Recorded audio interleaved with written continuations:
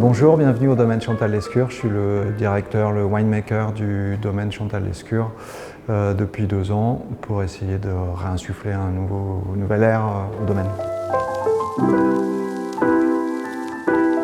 L'histoire du domaine, une longue histoire. Domaine Chantal-Lescure, éponyme Chantal-Lescure l'a créé en 1976.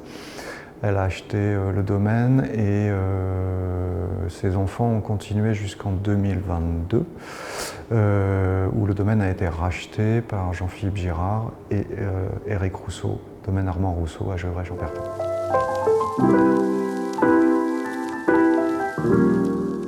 Une expression de terroir, en fait. On a une mosaïque de terroir qui s'étend sur 19 hectares avec 19 cuvées, de Meursault à Gevrey. Donc on commence de la côte de Beaune à Gevrey avec 35 km d'écart. Donc c'est un patchwork, une expression de terroir. C'est avoir une vigne en bonne santé pour avoir les plus beaux raisins. Et derrière, on va essayer de les magnifier, donner le meilleur des vins possibles. En fait, ce qu'on oublie, c'est dans le terroir, il y a forcément le lieu géographique est super important. Je pense que c'est primordial. Sans terroir, sans sol, on ne fait pas de grand vin.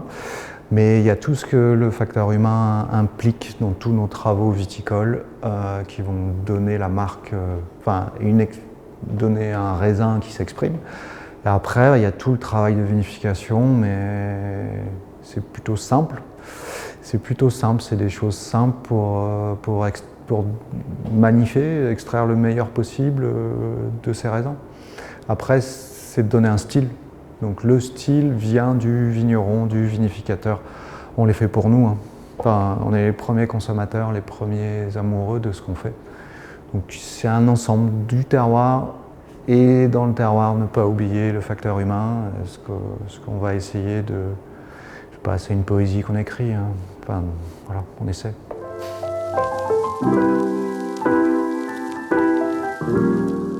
Mon style, j'adore le fruit, je crois. Donc c'est exprimer au mieux chaque terroir, chaque différence et d'avoir une gourmandise. Mais sans être simple, il faut du tanin, de la rondeur, du volume, rien caché, enfin exprimer au mieux et de la buvabilité. Ma meilleure bouteille, c'est celle qui est vide. Et on a envie d'en reprendre, en gardant du plaisir. Le vin, c'est que du plaisir. Enfin, pour moi, que du plaisir. Pas au quotidien quand on le fait. Mais pas là pour habiller le marié. Non, c'est de l'expression. Je pense qu'on est là pour.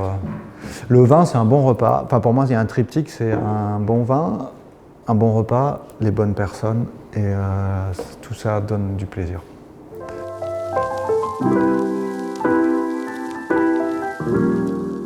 C'est notre challenge, le changement climatique,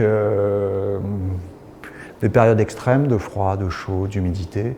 On sait qu'en général, maintenant, globalement, on a 9 millésimes sur 10 qui arrivent à maturité. Maintenant, on arrive sur un peu trop de maturité, manque d'acide, trop d'alcool. Donc c'est à nous de gérer, d'avoir des sols résilients, une vigne résiliente, et nous de la résilience, s'adapter pour garder un maximum de fraîcheur. Et en fait, il faut beaucoup de canopée pour protéger les raisins de la chaleur, mais pas trop parce qu'après, en fait, on a trop d'alcool et on perd les acides. Donc c'est trouver le subtil équilibre, accompagner la vigne par le sol, c'est la résilience.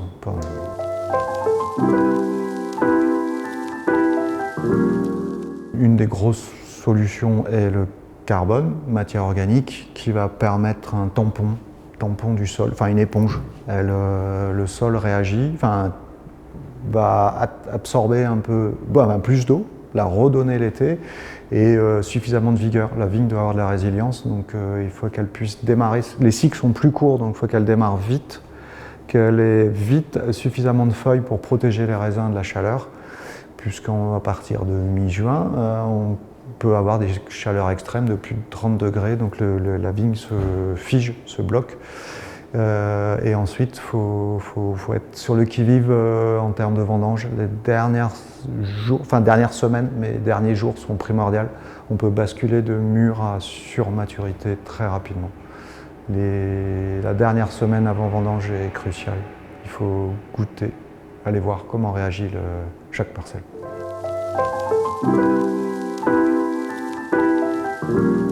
En fait, c'est sur notre travail de... Alors moi, je choisis des tonneliers avec des chauffes les plus douces et les plus longues qu'ils puissent faire pour avoir le moins d'impact bois. Peut-être que dans l'avenir, le bois... Moi, je pense que le petit format en cave, j'ai 50% des fûts qui sont en format de 500 litres, donc qui ont des gros formats avec moins d'impact bois.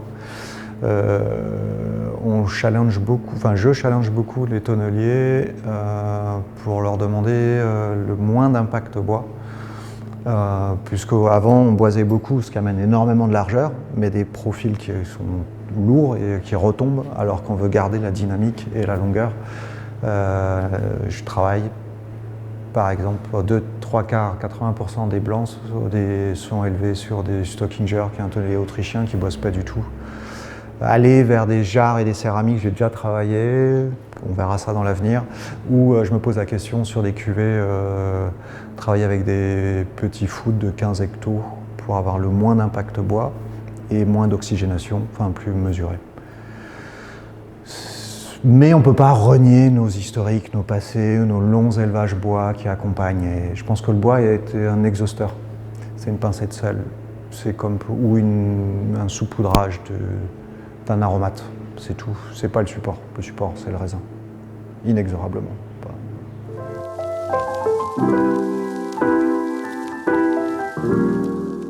Je pense que j'ai 3 parcelles sur le domaine qui attirent mon attention. On a un gros monopole qui est un côte de Beaune, Top Biseau, qui est tout à fait en haut de coteau sur Beaune et qui est un endroit superbe de 4 hectares et demi et avec des rouges très surprenants, très fins, fruits frais. J'ai un autre péché mini, sur la côte de Beaune, il y a Pommard-les-Bertins qui est un terroir très surprenant qui donne des vins puissants et également très fins pour Pommard, c'est une surprise. Et ensuite, je pense que je suis un amoureux des Dameaux de la Nuit Saint-Georges qui sont d'une finesse folle. Et après, le cadre est magnifique, on est tout à fait en haut de coteau, on domine Nuit, Vaune. Et notre péché mignon, mon péché mignon, il va être forcément sur les Suchots, Vaune premier cru, Vaune Romanée premier cru, qui est au milieu des grands crus et qui compose tout ce qu'on attend d'un grand terroir. Voilà, j'ai pas qu'un seul, mais j'aime tous les terroirs. Enfin, mais voilà, les péchés mignons sont ceux-là. C'est de garder une âme, c'est garder l'âme du domaine on va fêter les 50 ans en novembre. Enfin, c'est la 50e année qui a été créée par Chantal Lescure. Après, François Chaveria a tenu le domaine pendant 30 ans avec un style très rabelaisien. Aujourd'hui, c'est garder un ADN Chantal Lescure, une entité propre. Je pense que ce qui donne un style d'un vin, c'est l'âme qui est derrière. Enfin, quel style on veut donner. J'ai envie de donner, je pense, le meilleur d'expression de jus, de fruits, mais toute cette ADN qu'on parle énormément de terroir, de climat. Il ne faut pas l'oublier, la noblesse des vins de Bourgogne, ils viennent de nos déclinaisons de sol et qui fait ce patchwork qui est incompréhensible de loin, et une fois qu'on s'y intéresse, je pense que c'est ce qui fait l'intrigue, le jeu de la Bourgogne. Faire des vins de plaisir, je crois qu'on a besoin de plaisir aujourd'hui, d'émulsion, de rêve, de plaisir, de buvabilité.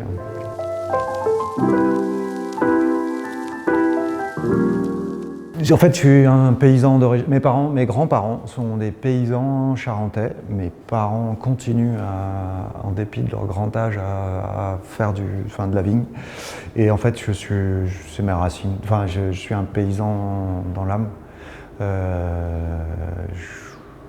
J'ai fait des études sur l'eau et je me suis dit que ça m'intéressait moins. Donc je suis revenu sur le vin. Après, c'était des paysans, donc faire de l'élevage, c'est pas mon ADN. Je pense que dans le vin, il y a... Alors, c'est un boulot de maniaquerie qui est sur du long terme. On insuffle des pourcentages de nous-mêmes parce qu'on crée, on compose. C'est ce qui m'intéresse, de remettre en cause tous les jours, pas tous les jours, mais tous les ans, de progresser. Pour moi, je suis très autocritique sur le vin, enfin ce que je produis, c'est pour essayer d'avancer et de faire toujours meilleur. Enfin, c'est ce qui m'anime dans le vin, d'essayer de faire le mieux possible tous les ans.